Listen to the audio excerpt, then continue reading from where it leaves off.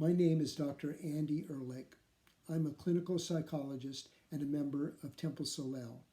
For the past 40 years, I've worked helping people to deal with fearfulness, anxiety, depression, and other physical and emotional difficulties.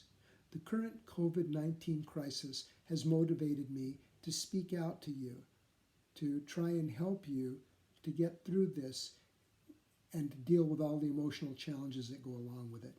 In thinking about COVID-19, I recall my grandpa Morris, Zichrona Libracha, whose memory should be for a blessing, telling me about what it was like to fight in World War I in France. And he came down with the Spanish flu. And he was very ill and he was hospitalized, but he survived.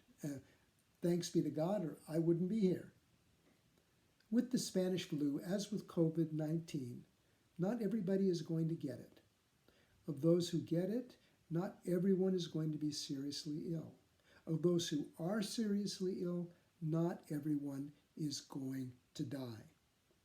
Though most of us are not going to get COVID-19, we're all still being negatively, emotionally impacted by it. Ambiguous, invisible threats like this are the worst kind. Among other things, they cause us fearfulness, feelings of helplessness, and they make our stress go way up.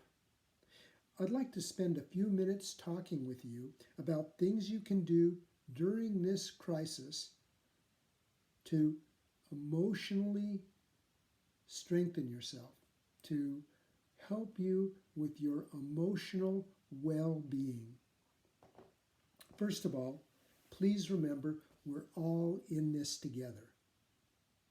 Take time each day to reach out to a relative, a friend, or a colleague. As I was preparing this talk, I got a call from the Wellness Committee at Temple Solel to make sure that my family was okay and that we didn't need anything. You can all return those calls. Talk to the people who are reaching out to you.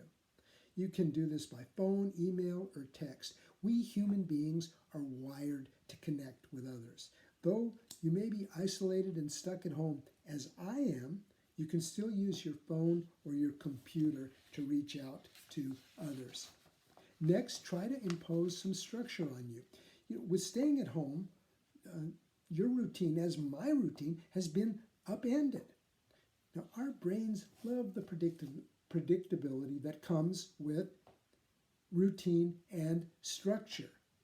So spend some time each day in a structured routine. And what I mean by that is each day, clean your house at a predictable time. I'm not saying that you're not a good housekeeper, not a good balabusta, but do spend some time, predictable time, cleaning your house.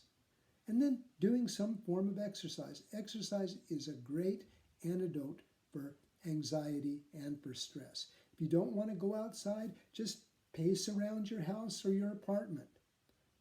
Study and or read. So try to do that, but do it in a structured, predictable, regular fashion. And you can also meditate and do breathing exercises. And in just a minute, I'm going to teach you breathing exercises. And you can pray. Limit your exposure to the news to once or twice only a day. Our exposure to upsetting news doesn't help us at all. It only increases our stress. Now, stay in the present. Don't get seduced into worrying about the future that you can't control or obsessing about the past that's already happened. One way to stay focused on the present is to practice simple breathing exercises. And when you focus on your breathing, it also has the added benefit of reducing your stress. So here's a breathing exercise you can try. So I want you to sit comfortably. You don't have to be in the lotus position on the ground. Just sit in a chair, as I am right now, or on a sofa. Close your eyes, and if you're not comfortable closing your eyes, just do snake eyes. Close them barely. Now, breathe easily, like a little baby breathes. Imagine you have a book in your lap, and you're reading it. Now shift your focus to the wall in front of you or to a window or whatever is right in front of you. And notice how you can shift your focus of attention. Now bring your attention back to that book in your lap.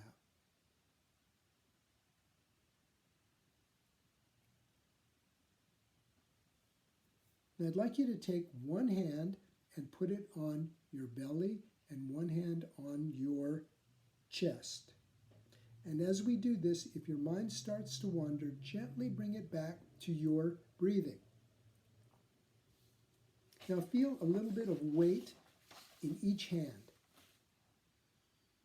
And as you inhale through your nose or through your mouth, feel the air coming in, going down the back of your throat, filling your upper chest, your mid-chest, and your diaphragm with air. And then just the opposite. As you exhale, feel the air exiting your diaphragm, your mid-chest, your upper chest, your throat, and coming out through your nose. And you may notice that as you breathe in, the air is a bit cooler. And as you breathe that air out through your nose, it's a bit warmer. Now I'm going to time you, and I'd like you to do this for just about a minute.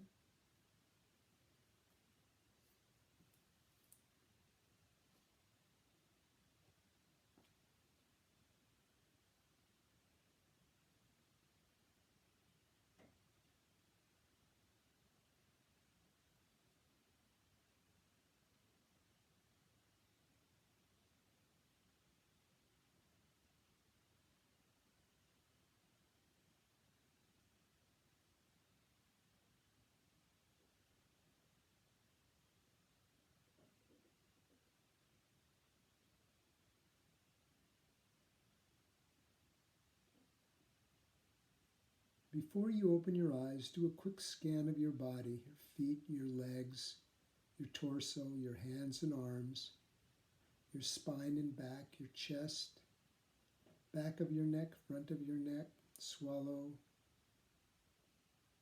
Tune into how you feel inside, your mouth, your jaws, your lips, your nose and ears, your eyes, your forehead, your scalp, and your skull. When you're ready, gently open your eyes.